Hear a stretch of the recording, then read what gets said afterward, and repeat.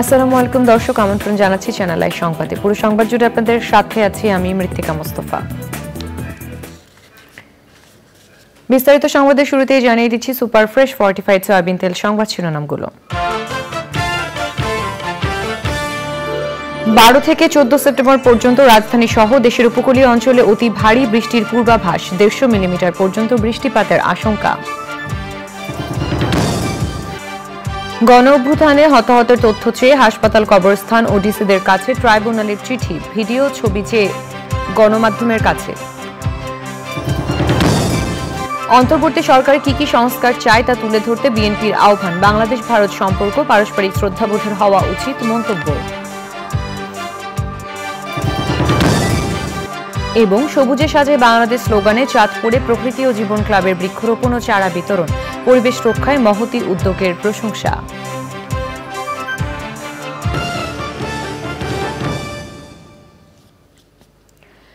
দর্শক, সংবাদ শিরোনামগুলো জানাচ্ছিলাম। এখনকার সংবাদ আয়োজন একই সঙ্গে চ্যানেল আইয়ের ইউটিউব চ্যানেল এবং চ্যানেল আইয়ের ওটিটি প্ল্যাটফর্ম আই স্ক্রিনে লাইভ স্ট্রিম হচ্ছে। যাচ্ছে বিস্তারিত সংবাদে। 12 থেকে 14 সেপ্টেম্বর পর্যন্ত রাজধানী সহ দেশের উপকূলীয় অঞ্চলে ভারী থেকে অতি ভারী বৃষ্টির পূর্বাভাস দিয়েছে আবহাওয়া অফিস। পরপর 3 দিন অতি ভারী বৃষ্টির পরিমাণ 150 মিলিমিটার পর্যন্ত হতে পারে বলে আশঙ্কা করছেন আবহাওয়াবিদরা। জানাতুল বাকিয়ার রিপোর্ট। আগস্ট মাসে ভয়াবহ বন্যার কবলে পড়ে দেশের দক্ষিণ ও দক্ষিণ পূর্বাঞ্চলের 11টি জেলা। এই বন্যার প্রভাব এখনও কাটেনি। আবহাওয়া অফিস বলছে, বঙ্গোপসাগরে 3টি লঘুচাপের কারণে স্বাভাবিকের চেয়ে 46% বেশি বৃষ্টি হয়েছিল আগস্ট মাসে। চলতি সেপ্টেম্বরে আবারও ভারী থেকে অতি ভারী বৃষ্টির আশঙ্কা করছে আবহাওয়া অধিদপ্তর। আগামী পরশুদিন হয়তো নতুন করে আরেকটা সাগরের লঘুচাপ হবে এবং ওর প্রভাবেই সারা দেশে ভারী বর্ষণের সম্ভাবনা রয়েছে। এই জন্য আমরা বিভিন্ন অ্যানালিসিস দেখা যাচ্ছে এটা বিশেষ করে আপনার 12, 13, 14 তারিখে দেশের অধিকাংশ জায়গায় আপনার বৃষ্টি হবে এবং অনেক জায়গাতে আপনার ভারী থেকে অতি ভারী বর্ষণের সম্ভাবনা রয়েছে। অতি ভারী বর্ষণ বলতে আমরা বলছি 89 মিলিমিটার বা তার বেশি বৃষ্টি। আবহাওয়া অফিসের পূর্বাভাস, সেপ্টেম্বরেও বঙ্গোপসাগরে 2 থেকে 3টি লঘুচাপ তৈরি হতে পারে। এর মধ্যে একটি লঘুচাপ ইতোমধ্যে গভীর নিম্নচাপে পরিণত হয়ে পুরীর কাছ দিয়ে উড়িষ্যা উপকূল অতিক্রম করে সোমবার উড়িষ্যা ও এর আশেপাশের এলাকায় অবস্থান করছে। যেহেতু এটা উড়িষ্যার দিকে যাচ্ছে, এই জন্য বাংলাদেশে ওই রকম ভারী এই নিম্নচাপের প্রভাবে ভারী বর্ষণ হওয়ার সম্ভাবনা নেই। যেটা 2 দিন পরে যেটা হবে, নতুন করে একটা লঘুচাপ সৃষ্টি হবে আমাদের উত্তর পূর্ব সাগরে এবং এটা কিছুটা ইন্টেন্সিফাই হয়ে এটা বাংলাদেশের কোস্টে চলে আসবে এবং এর প্রভাবে আপনার ভারী থেকে অতি ভারী বর্ষণের সম্ভাবনা রয়েছে। এর প্রভাবে দেশের উপকূলীয় এলাকা ও 4টি সমুদ্র বন্দরের ওপর দিয়ে দমকা বা ঝোড়ো হাওয়া বয়ে যাওয়ার পূর্বাভাস দিয়েছে আবহাওয়া office. Jannatul বাকিয়া, channel I, Dhaka. ছাত্র জনতার অভ্যুত্থানে নিহত ও আহতদের তথ্য চেয়ে দেশের সব সরকারি বেসরকারি হাসপাতাল, কবরস্থান ও জেলা প্রশাসকের কাছে চিঠি দিয়েছে আন্তর্জাতিক অপরাধ ট্রাইব্যুনালের তদন্ত সংস্থা। ওই বিষয়ে তথ্য দিতে সমন্বয়কদের প্রতি আহ্বান জানিয়েছেন ট্রাইব্যুনালের চিফ প্রসিকিউটর তাজুল ইসলাম। বিচার চলার সময় শেখ হাসিনা সহ গণহত্যা মামলার আসামিরা যেন বিদেশি আইনজীবী রাখতে পারেন, এ নিয়ে সরকারের সাথে তাদের আলোচনা চলছে। মাজহারুল হক মান্নার রিপোর্ট। গণ অভ্যুত্থানে পুলিশের গুলিতে আহত হয়ে বিভিন্ন হাসপাতালে চিকিৎসাধীনদের দেখতে রোববার হাসপাতালে গিয়েছিলেন প্রসিকিউশন ও তদন্ত সংস্থার প্রতিনিধিরা। এর মাধ্যমে আনুষ্ঠানিক তদন্ত কার্যক্রম শুরু হয়েছে বলে জানান চিফ প্রসিকিউটর তাজুল ইসলাম। এ বিষয়ে বিস্তারিত জানতে প্রতিষ্ঠানে চিঠি দেওয়ার কথা জানান তিনি। বাংলাদেশের সকল জেলা প্রশাসক, সকল পুলিশ সুপার, সকল সিভিল সার্জন, সকল সরকারি এবং বেসরকারি হসপিটালের যারা প্রশাসনে আছেন, দায়িত্বে আছেন, তাদের কাছে চিঠি পাঠাচ্ছি। পাশাপাশি যে সমস্ত বড় বড় কবরস্থান আছে, সেই কবরস্থানের যারা প্রশাসক আছে তাদের কাছেও চিঠি পাঠানো হচ্ছে। যে বিশ্ববিদ্যালয়ের ভাইস চ্যান্সেলরগুলোর কাছে আমরা চিঠি পাঠাচ্ছি যে সেখানে কি কি ঘটনা ঘটেছে। তো এইগুলো চিঠিতে আমরা অনুরোধ জানিয়েছি হসপিটালে কতজন আহত নিহত মানুষ গিয়েছিলেন, কতজন চিকিৎসা গ্রহণ করেছেন, কতজন মারা গিয়েছে, তাদের সংক্রান্ত যত চিকিৎসার ডকুমেন্ট আছে এগুলো তদন্ত সংস্থায় সরবরাহ করার জন্য। প্রিন্ট এবং ইলেকট্রনিক মিডিয়ার যারা প্রশাসনে আছেন তাদের কাছে চিঠি দিয়েছি যে আপনাদের কাছে এ যাবৎকালে এই আগস্ট বা জুলাই বিপ্লবের যত ডকুমেন্টস আপনাদের ক্যামেরায় ধারণ করা আছে, আপনাদের রিপোর্টে ধারণ করা আছে, এই সব কিছুর কপি আমাদেরকে সরবরাহ করার জন্য সেটাও আমরা রিকোয়েস্ট করেছি। আশা করছি সেগুলো আমরা পেয়ে যাব। বাংলাদেশের এই ছাত্র জনতার অভ্যুত্থানে যে আমাদের ছাত্র নেতারা ছিলেন, সমন্বয়করা ছিলেন, তাদের সবার প্রতি আমাদের আহ্বান থাকবে যে আপনারা এই ফোরফ্রন্টে ছিলেন, ফিল্ডে ছিলেন, আপনারা দেখেছেন ঘটনাগুলো কিভাবে ঘটেছে, আপনাদেরকে অর্গানাইজড ওয়েতে এই তদন্ত সংস্থাকে সহায়তা করার জন্য আমরা অনুরোধ করছি। বিচার প্রক্রিয়া শুরু হওয়ার পর দেশীয় আইনজীবীর পাশাপাশি বিদেশি আইনজীবীরা আসামিদের পক্ষে মামলা লড়তে পারবেন কিনা তার ব্যাখ্যা দেন চিফ প্রসিকিউটর। আমাদের মধ্যে একটা আলোচনা চলছে যে ফরেন যে সমস্ত লয়ার্স যদি আসামি পক্ষ চান, তারা যদি নিয়োগ করতে চান, সেই ব্যাপারে একটা ইতিবাচক সিদ্ধান্ত হওয়ার সম্ভাবনা আছে, বাট এটা এখনও সিদ্ধান্ত হয়নি।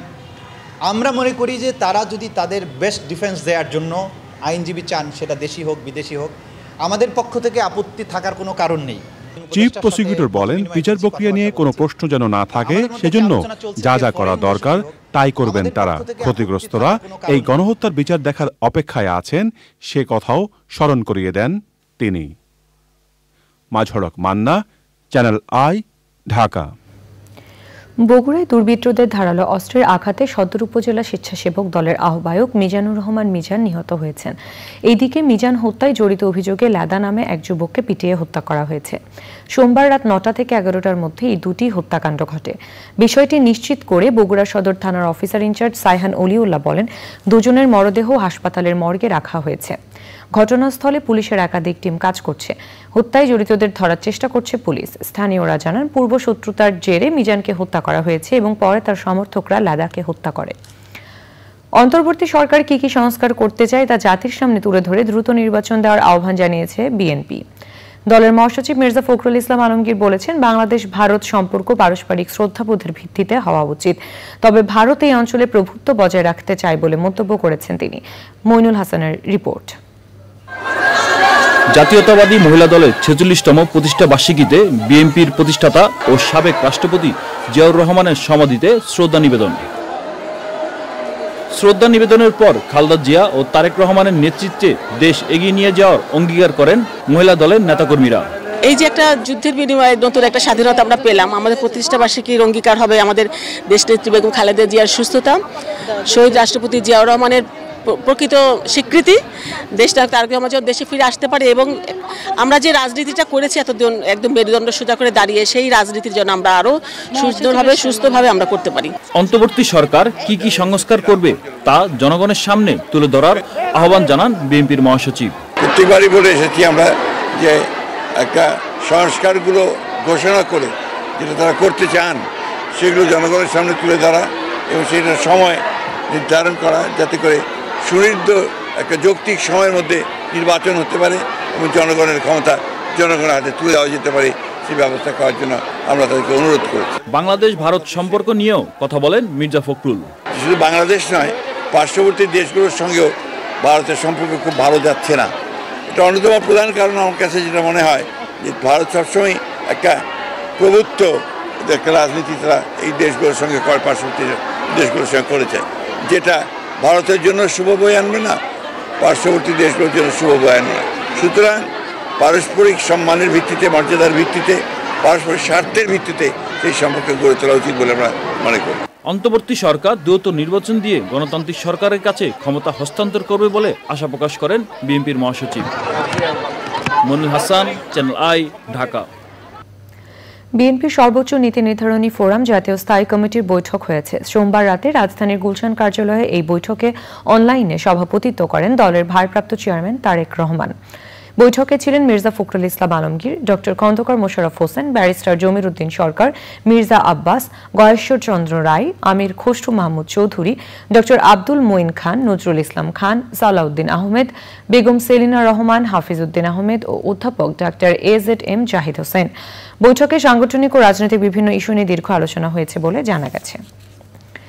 সবুজে সাজায় বাংলাদেশ স্লোগানে চাঁদপুরে বৃক্ষরোপণ ও চারা বিতরণ করেছে প্রকৃতি ও জীবন ক্লাব। মতলব উত্তর উপজেলার সুজাতপুর ডিগ্রি কলেজ ও সুজাতপুর কিন্ডারগার্টেনে বৃক্ষরোপণ কার্যক্রম উদ্বোধন করা হয়।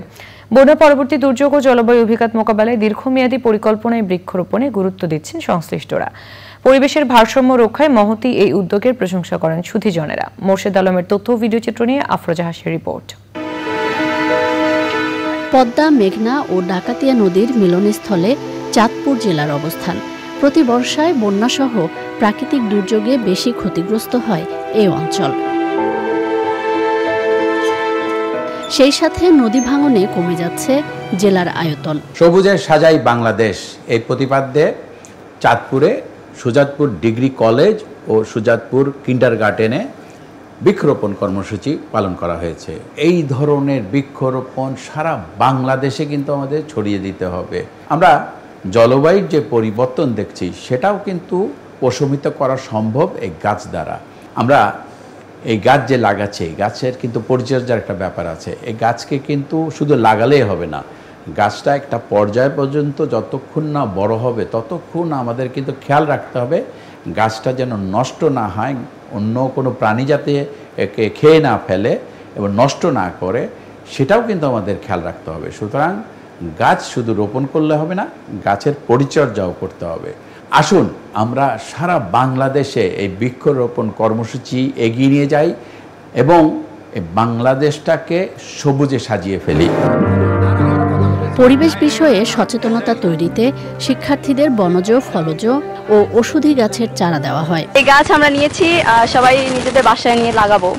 আমরা সবাইকে গাছ লাগাতে উৎসাহিত করব। প্রকৃতি ও জীবন লাভকে ধন্যবাদ আমাকে গাছ দেওয়ার জন্য। আমরা গাছ পেয়ে অনেক খুশি, আমরা বাড়িতে গাছ লাগাবো। প্রকৃতি ও জীবন ক্লাবের এমন উদ্যোগের প্রশংসা করেন বিশিষ্টজনেরা। পৃথিবী এবং দেশ এবং আমাদের নিজেদের জন্য গাছকে রক্ষা করা উচিত। যদি আমরা বৃক্ষরোপণ করি তাহলে আমাদের যে বিশ্ব তাপমাত্রা বেড়ে যাচ্ছে আমরা তার মোকাবেলা করতে পারবো। প্রকৃতি জীবন ক্লাব আজকে আমাদের গাছ বিতরণ করেছে, যার জন্য প্রকৃতি জীবন ক্লাবরে আমরা সুজাতপুর কলেজ থেকে ধন্যবাদ জানাই। এরকম কর্মসূচি অব্যাহত থাকলে আমাদের যে বৈশ্বিক উষ্ণায়ন এটা আমরা মোকাবেলা করতে পারবো। ভবিষ্যৎ প্রজন্মের জন্য বাসযোগ্য ধরিত্রী গড়তে এমন কার্যক্রম চালিয়ে যাওয়ার কথা জানান সংশ্লিষ্টরা।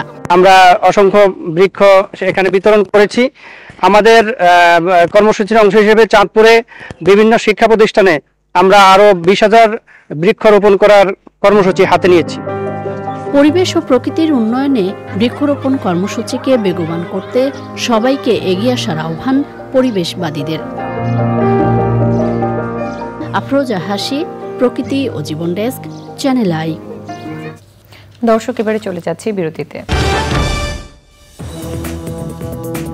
দর্শক, ফিরে এলাম বিরতির পর। গাজার খান ইউনুসে একটি আশ্রয় কেন্দ্রে ইসরায়েলি ক্ষেপণাস্ত্র হামলায় অন্তত 40 ফিলিস্তিনি নিহত হয়েছেন। ইসরায়েল জানিয়েছে হামাস নেতাদের লক্ষ্য করে তাঁবু দিয়ে তৈরি ওই আশ্রয় শিবিরে হামলা চালানো হয়। এছাড়া গাজার পশ্চিমাঞ্চলে ইসরায়েলি বিমান হামলায় 5 ফিলিস্তিনি নিহত হয়েছেন। এদিকে গাজার উত্তরাঞ্চলে পোলিও টিকা কার্যক্রমে সম্পৃক্ত জাতিসংঘের কর্মীদের আটক করেছে ইসরায়েল। বুলডোজার দিয়ে গুঁড়িয়ে দেওয়া হয়েছে জাতিসংঘের গাড়ি।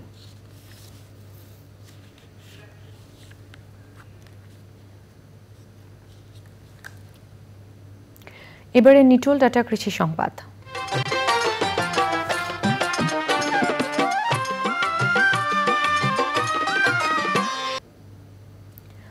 ভোলায় কয়েকদিনের টানা বৃষ্টিতে উজানের পানি বেড়ে জোয়ারে প্রায় 2000 পুকুর ও ঘেরের ক্ষতি হয়েছে।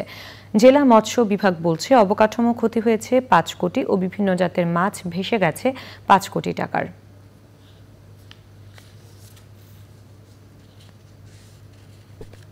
এখন দেখবেন প্রকৃতি সংবাদ।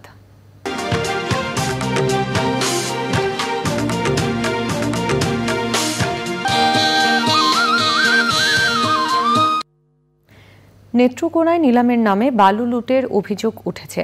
নামমাত্র মূল্যে বিভিন্ন বালুমহল দখল করেছে প্রভাবশালীরা। নিজেদের বালু ফেরত পেতে প্রশাসনের কাছে লিখিত অভিযোগ দিয়েছে ভুক্তভোগীরা। তবে আইন মেনেই জব্দ করা বালু নিলামে বিক্রি হয়েছে বলছে প্রশাসন। এবারে খেলার খবর।